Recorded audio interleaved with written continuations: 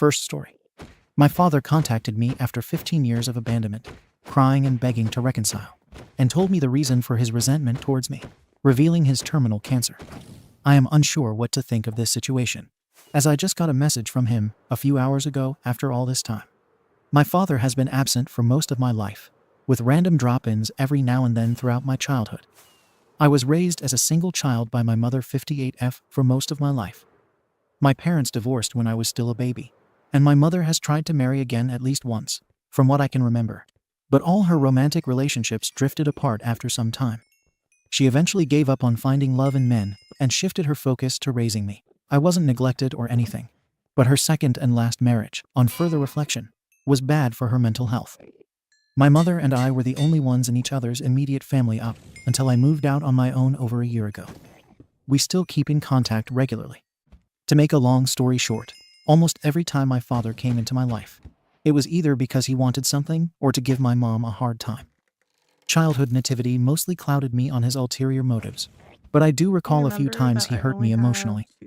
Keep in mind that I had to talk with my mom to get the rest of the story. When I was in 5th grade, my father sent some furniture to our apartment, stating that he wanted to try living together again. I can't remember why my mom agreed to it or fathomed the reason. We did not hear from him for several months from the time we received his stuff. But I recall one day, the police being called to our place. My father was with them, accusing my mom of keeping his stuff from him. I don't know what his plan was, but it ended up backfiring on my father, with the police telling him to collect his stuff and get off the premises before he got arrested. I peeked out the front door where my mom was standing, and my father requested the police speak with me. I asked him why he was doing this, but I don't recall him giving an answer. I ended up crying and running up to my room. He continued to collect his stuff and drove off. Another time is after Hurricane Katrina. I was 14 at the time. My father was stationed in the Army in Mississippi, but while we were in the next state over, we lost contact for some weeks, and my mom got a call from him while we were driving somewhere.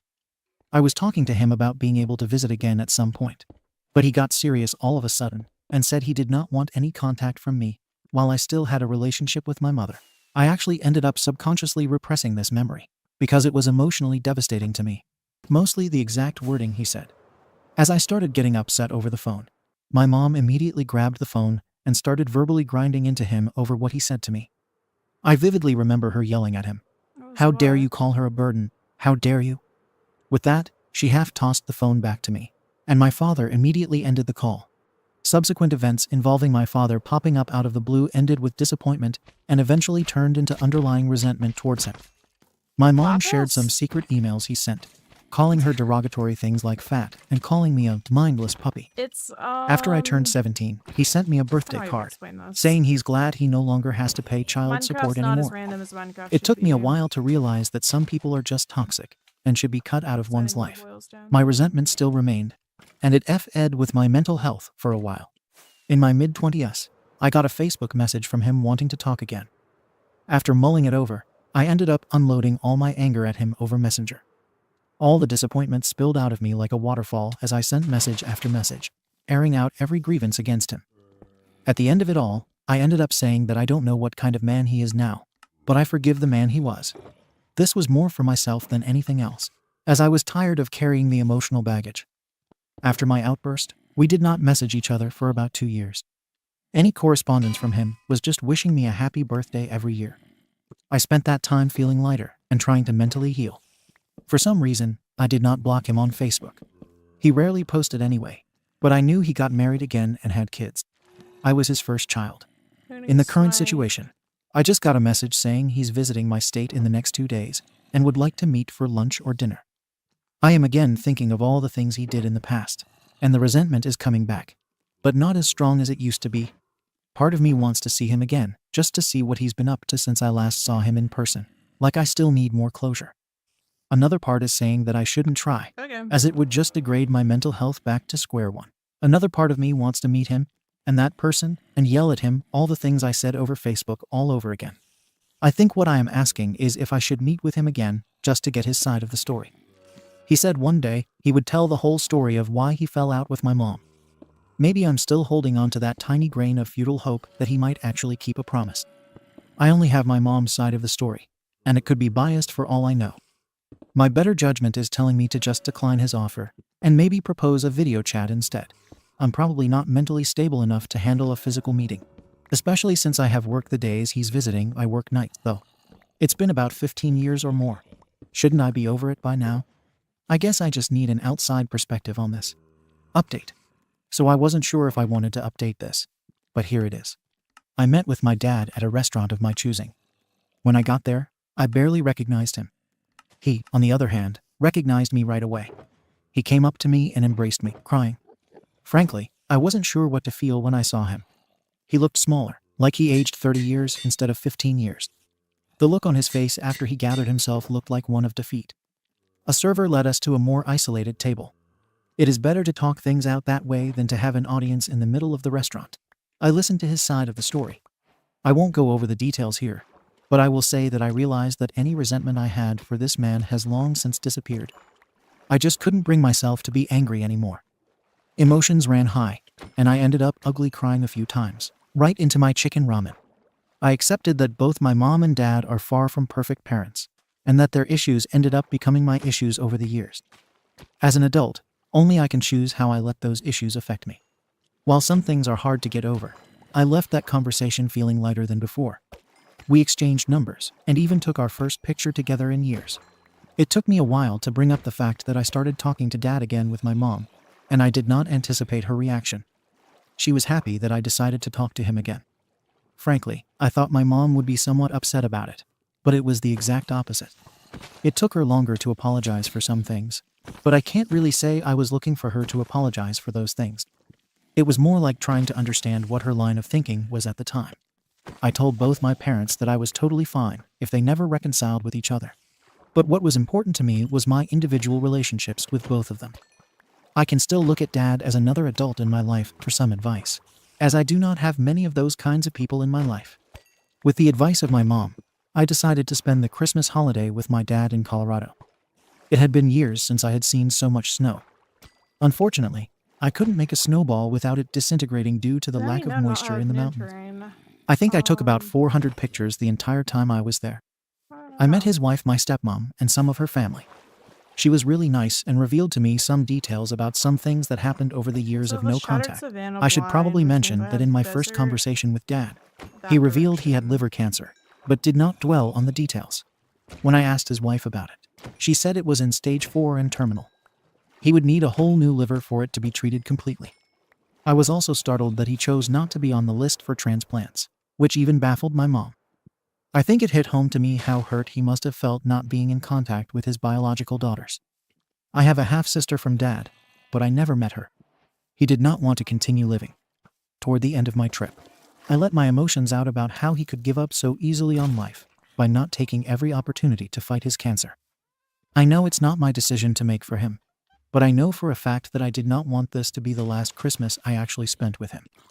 After more ugly crying on my part, he agreed to put himself on the transplant list. I guess I'm glad that I did not pass up the opportunity to get back in touch with him. I have managed to put a lot of emotional baggage behind me since then, and am continuing to feel better about myself. Second story. SIL's sister falsely claimed I sought her to win truth or dare with her friend. My brother sided with her, disowned me, and got me arrested. Now he wants to reconcile after the truth came out, but I cut ties with him and went NC. I 22 am live upstairs from my brother and his girlfriend in the same apartment complex. My brother and I were very close.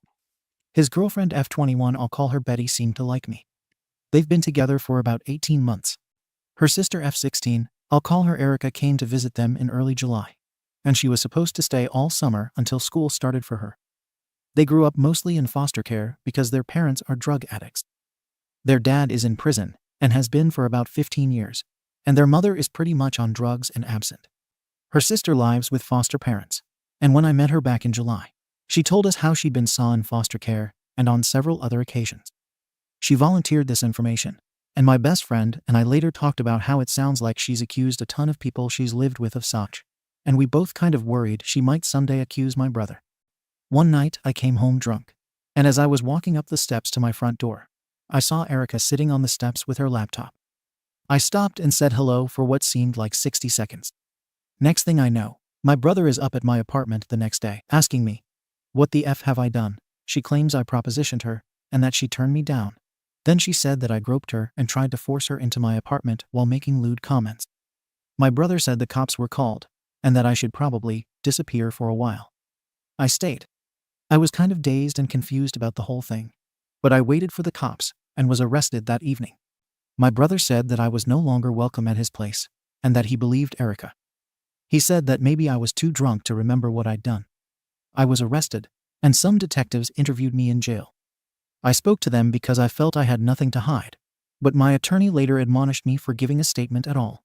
One of the detectives, a lady, really genuinely believed my statement. I found out later that she went as far as to come to my workplace to speak with my boss, to tell him to stick with me, to not fire me, and that she would do all she could to prove my innocence.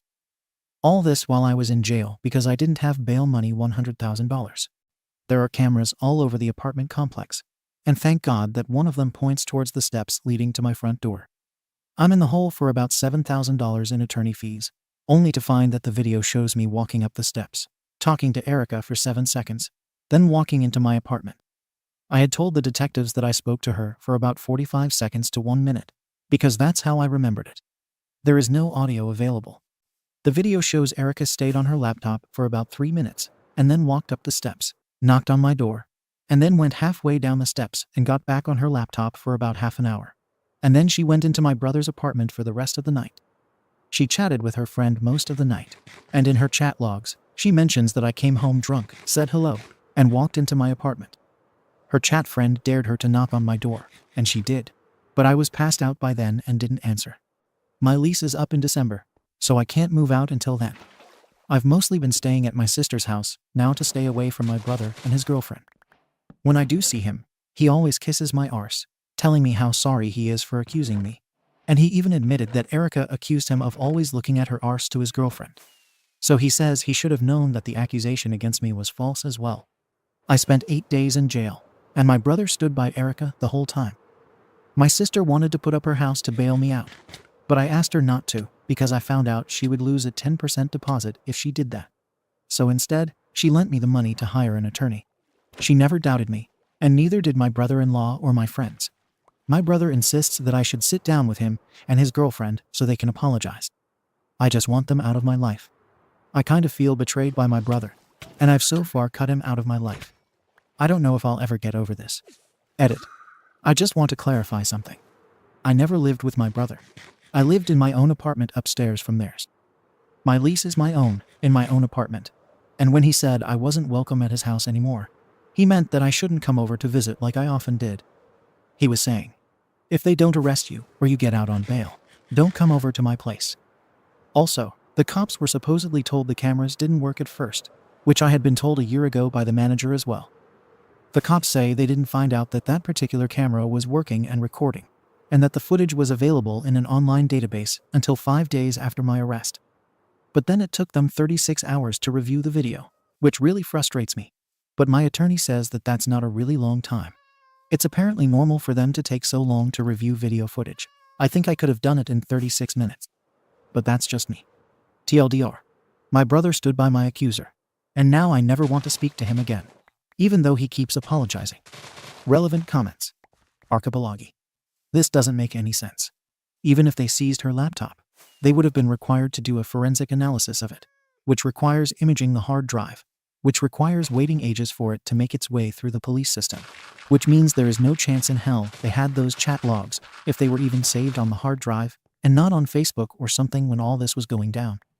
Why would they even inform your attorney about the chat logs a week later? Had the charges not been dismissed by then? Or were you just released pending trial?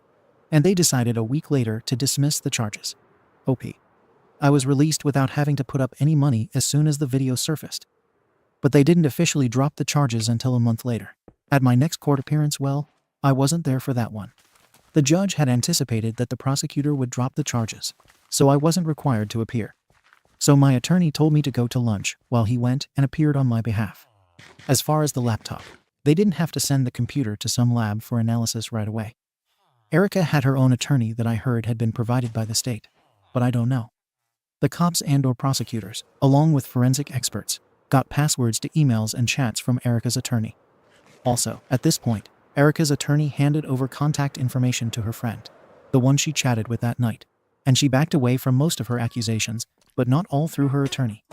Ripped away. I'm sorry. It just doesn't make sense to me that they would even arrest you for that, much less hold you for 8 days. I'm not calling you a liar or even doubting you, but I can't help but wonder if there is more to this story than you let on. Just to be clear, they arrested you and put you in jail based solely on her word. OP.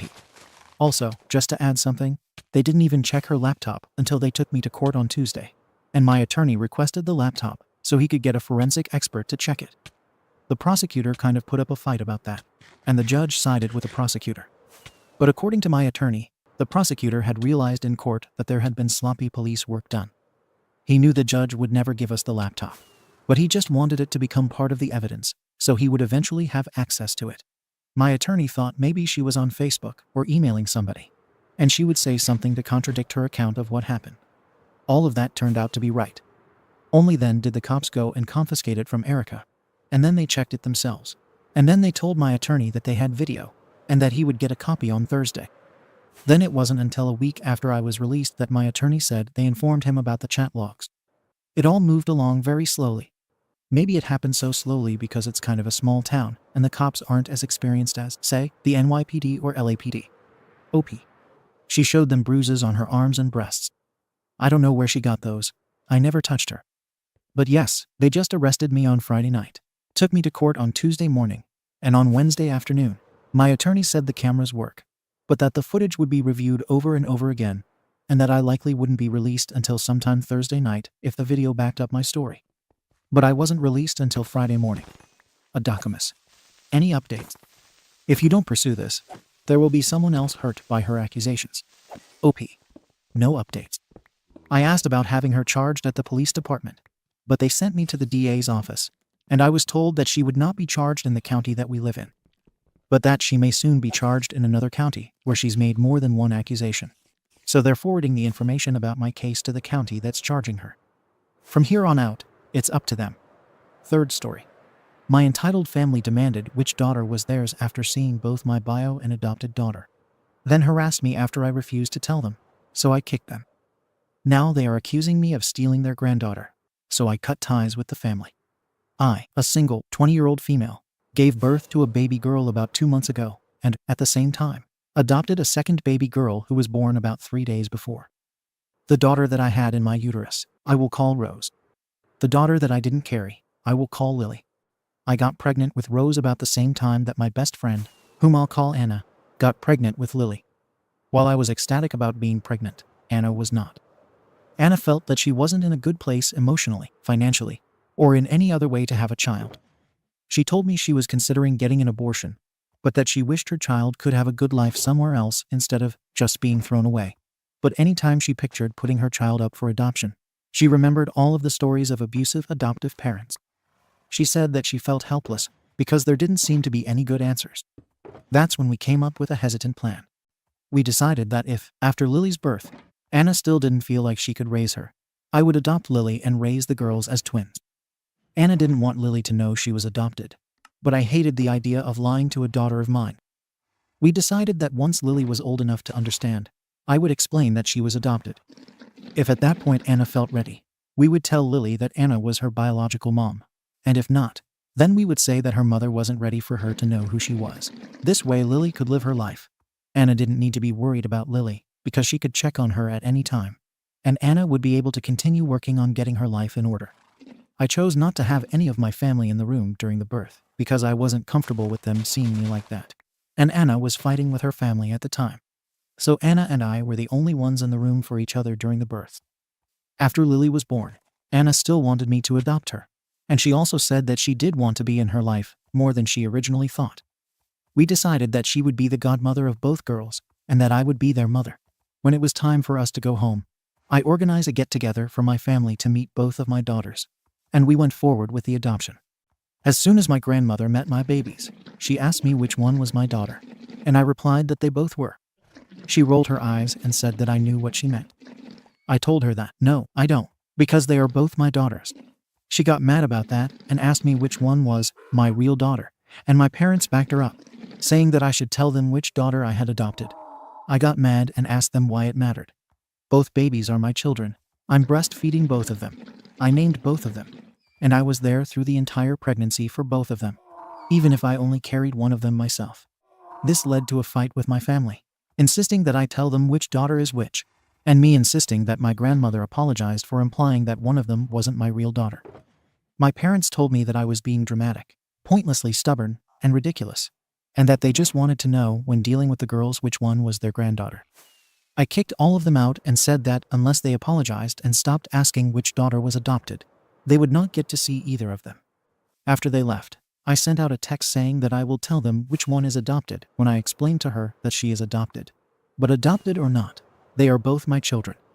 I also reiterated that until I get an apology, and they agree to view my daughters equally, they will not see the girls, and I will not be talking to them. I received a massive amount of text ranging from them demanding that I let them see the kids and telling me how I was cruel and selfish to deprive my daughters of their love, to pleading with me to just tell them which girl is which and let them see my daughters. After a few weeks of this, I said enough. The stress of trying to take care of 2 babies, adopt Lily, and deal with my family was too much. So I sent out another text telling them that I was serious when I said I wouldn't tell them which daughter was adopted. I then told them that I couldn't take their constant text anymore, and anyone who texted me something that didn't start with an apology was getting blocked.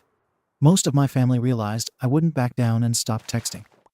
I did have to block my brother, who sent me 2 paragraphs about why I should just give our parents and grandparents what they want, because it isn't worth the fight. I also had to block my mom, who texted me to tell me that no one was going to help me take care of the children until I told them the truth about my real daughter. Anna agrees with me that they shouldn't care which one is adopted, and says she wishes that my family didn't even know that one girl was adopted. Well, yesterday both babies were crying. Lily needed a diaper change, and Rose was hungry, and I realized that my mom was right. I can't be in both places at once, and I can't take care of them by myself. Luckily, Anna was there, and she was able to take care of them both and get them settled because I broke down sobbing and was completely useless. Now I'm starting to wonder if I am a bad mother for not letting my daughters see their family, and if I have chosen the wrong hill to die on. P.S. Anna was able to cheer me up. We cuddled together, and with the babies on the sofa, we ate ice cream and chocolate most of the night. She is also the one who convinced me to write this post because she is obsessed with Reddit. Update. Thank you all so much for the support. I was shocked when I saw how many people had commented, because I honestly expected to find maybe 3 or 4. I tried to read through the comments quickly, and I want to answer a few things that I saw multiple people say. 1. Everyone knows that Anna is pregnant, and that one of them is her biological child. Anna and I do look pretty similar on a basic level. Both have similar colors of brown hair, dark brown eyes, and are both white. I am a little darker than Anna. She is fair-skinned, and I always look like I have a tan. We also both got pregnant by a white guy. To me, at least, it isn't obvious which girl is who's a bio kid. 2. Anna had been dating Lily's dad for maybe half a year.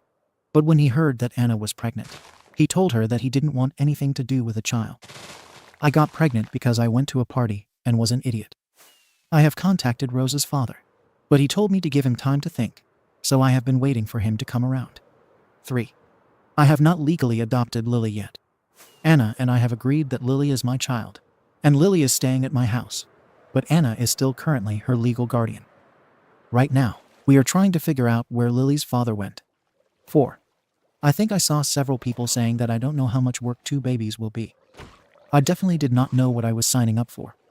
Me and Anna thought we knew it would be hard, but this is not what I was expecting. Anna has been an absolute angel. She is probably the only reason I am still sane right now. After we realized our false expectations, Anna comes over almost daily except for the 2 days before I had a mini breakdown, and has fallen asleep at my house a few times while caring for the kids. Another friend of ours, whom I'll call James, has also been stopping by. He doesn't help with the girls because, in his own words, I don't know what to do with a baby, but James makes food and cleans up the house a bit. I am eternally grateful to both James and Anna because I would be lost without them. A lot of you have pointed out that telling Lily when she is old is a bad idea, and I agree with you. That was my idea. I didn't really think about how that could affect her finding out when she was older. I'm going to talk to Anna about this because I don't want to cause my daughter any issues down the line. Thank you for watching the video. If you are interested in listening to these kinds of stories, we've got more in store for you. Simply subscribe to our channel, hit the like button, and share it with your friends.